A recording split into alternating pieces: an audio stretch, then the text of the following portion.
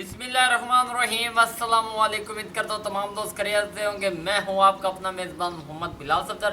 अल्लाह के फजल करम और शुक्र के साथ उम्मीद करें तो सारे ठीक हो। अज मैं तैयार करेंदा पे बहुत मज़ेदार मिसालेदार कैरी की चटनी विलेज स्टाइल के साथ। उम्मीद है आप लोगों को ये रेसिपी पसंद आएगी कि कैरी की चटनी किस तरह बनती है विलेज स्टाइल के साथ। गाँव में सबसे ज़्यादा इमली होती हैं, तो आज असी वो बनी दे पे। तो बिना टाइम वेस्ट किए हम लोग चलते हैं वीडियो की तरफ। हर वीडियो की तरफ रिक्वेस्ट करते हैं वीडियो को आखिर तक जरूर देखना, मोहब्बत का शुक्रिया। अल्हम्दुलिल्लाह वीवर जी, तुम पता है मिसालेदार कैरी की चटनी कर सब तो पहले साढ़े को इमली ने हाफ के जी इमली यूज़ कर रहे हैं। उस तो बाद साढ़े को चीनी है पे 1 कप के बराबर असी वो यूज़ कर रहे हैं। उस तो बाद इन जीरा और जवैन है पे वो असी इस्तेमाल कर रहे हैं। उस तो बाद खुश्क पुदना है भी है जोड़ा असी इन यूज़ कर रहे हैं, ये चेक कर लो। उस तो बाद इन 2 सब्ज़ मिर्च और नमक और खुश्क धनिया का पाउडर ये चीज़ें इस्तेमाल करते पे हैं। और ये जी मिसालेदार कैरी की चटनी मैं तुहानू आखी है। हुण तुसीं सोच रहे बिलाल भाई चटनी तो तैयार करते पे विच चीनी का की जोड़ है, वो तो खट्टी होंदे विच मिसाले भी यूज़ कर रहे हैं। तो परेशान होने की लड़ कोई नहीं, एक नवा तरीका और इतने मुनफरिद अंदाज नाल तैयार करांगे, तुहानू ये पसंद आएगी। अपने इसी तरह प्यार मुहब्बत सानू विखाई रखो, असी मजीद बेहतर तो बेहतर रेसिपी तो तक लैके आते जी। कैरी की कटिंग शुरू करते पे हैं। बिस्मिल्लाहिर्रहमानिर्रहीम। इहदी असी जी उतली छेल है ना, ये वेख लो। अल्हम्दुलिल्लाह जी, इस तरह असी इहदी सारी छेल उतार लेने हैं। उस तो बाद तुहानू असी इहदी लुक विखाईने हैं। अल्हम्दुलिल्लाह अल्हम्दुलिल्लाह वीवर है, चेक कर लो। अल्हम्दुलिल्लाह जी, असी एक कैरी की कटिंग जी है ना वो शुरू कर दी है ताकि टाइम भी बच जाए और चीज़ भी साफ़ सुथरी और बाइखलाक तैयार की जाए। ये वेख लो जी, इस तरह से कैरी की कटिंग की है पे और बहुत ही मुनफरिद और मज़ेदार इहदे टेस्ट आएगा। ये चेक कर लो। ये आ वेखो इनकी जी चटनी तुहानू दसी है ना, चटनी इं समझो कि इतनी टेस्टी होएगी कि तुसीं सालन दे विच यूज़ करो या खाली खाओ जिवें तुहाडा दिल करे। ये चेक कर लो। ये आ चेक कर लो। अल्हम्दुलिल्लाह जी, अगर इसी दौरान आप लोग अगर हमारे चैनल पे पहली बार आए हैं, आप लोगों को हमारा अंदाज़ माहौल अगर पसंद आ जाए तो बिलाल विलेज फूड को सब्सक्राइब ज़रूर कर देना। ये आप लोगों का अपना चैनल है, मोहब्बत का शुक्रिया। हुण ये जी इमली असी इस जग पा दी ने, इहदे कोई पानी शानी तुसा नहीं पाना। ये पा के उत्तों तरीका पुदना पैंदे पे। बिस्मिल्लाहिर्रहमानिर्रहीम। तो आ 2 मर्चां ये आ चेक कर लो।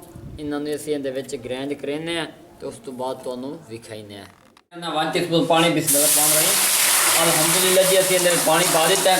इस पानी के 1 टीस्पून जीरा और जवैन जाएगी। ये चेक कर लो जी। अल्हम्दुलिल्लाह जी, चटनी का तुहानू ना दसिया ना खट्टी चटनी, तो उस तरह खटास नुमा तैयार होएगी विलेज स्टाइल के साथ। उम्मीद है आप लोगों को ये रेसिपी पसंद आएगी। हुण जी असी बुनाई कर रहे हैं, इस बुनाई के असी सारे प्रोसेस कंप्लीट करने। उम्मीद है तुहानू पसंद आएगा, लेकिन स्टैप बाय स्टैप लैके चलेंगे। हुण असी इस उत्तों चीनी पा देनी है। ये चेक कर लो, क्योंकि जोड़ा ना जीरा वो खुशबू अपनी छोड़न लग गया, धीमी धीमी खुशबू आने लगे, पानी के कलर होंदा चेंज हो चुका है। हुण चीनी जा रही। बिस्मिल्लाहिर्रहमानिर्रहीम। अल्हम्दुलिल्लाह जी, इहदे चीनी असी 1/4 कप यानी कि 1 कप के बराबर असी इहदे चीनी पा दी है। हुण असी इस चीनी नूं जिहड़ा ना इहदे करमलाइज करना यानी कि शीरा बनाना। उस तो बाद तुहानू इहदी लुक दिखावांगे। सारा कैरी चटनी खटास नुमा ए चेक कर लो जी, शीरा तैयार हो चुका। बहुत ही खूबसूरत फलसफा उनकी लुक नज़र आ रही है। हुण असी इहदे खुश्क धनिया का पाउडर और नमक इहदे यूज़ करते पे। बिस्मिल्लाहिर्रहमानिर्रहीम। अल्हम्दुलिल्लाह जी, ये चेक कर लो। ये असी इहदे यूज़ कर दिता है। हर चीज़ स्टैप बाय स्टैप नाल लैके चल रहे हैं। उम्मीद है तुहानू रेसिपी साडा अंदाज माहौल पसंद आएगा। हुण असी कैरी जी ना यानी कि पल्प बना के रखे है, वो पेंदे पे। बिस्मिल्लाहिर्रहमानिर्रहीम। अल्हम्दुलिल्लाह जी, चेक कर लो। ये असी ब्राइंडर तो ग्राइंड कर ली है कैरी। ये चेक कर लो। इन हुण असी अच्छी तरह मिक्स करेने हैं। उस तो बाद तुहानू लुक दिखाईने। अल्हम्दुलिल्लाह वीवर, जिवें कि तुहानू पता है कि मैं जी चीज़ बनाईना ऑथेंटिक और सिक्योर और रियल नुमा तैयार करेना।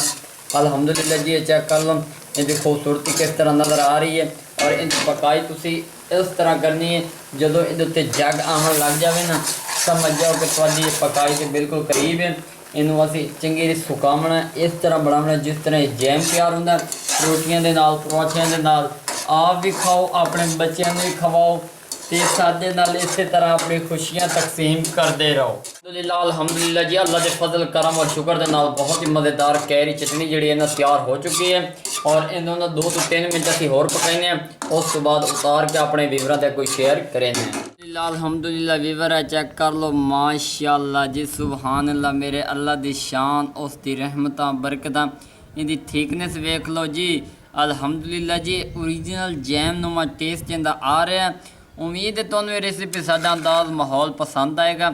अगर पसंद आ जाए तो बिलाल विली फूड को सबसक्राइब जरूर कर दिया। बाकी इन्हें मैं थोड़ा जिहा टेस्ट करेना ताकि तुहाडे ज़हन में ये ना हो कि बिलाल भाई आपने तो इसका टेस्ट नहीं किया। ये चेक कर लो, बिस्मिल्लाहिर्रहमानिर्रहीम। आए है अल्हम्दुलिल्लाह जी, बहुत मज़ेदार टेस्ट है, चटपटा, खटास नुमा और ज़ायकेदार। उम्मीद है तो उन्हें पसंद आएगा। अगर पसंद आ जाए तो बिलाल विली फूड को सब्सक्राइब जरूर कर देना। अपना टेस्ट रखा रखना। एक नई वीडियो में मुलाकात होगी। अल्लाह हाफिज़।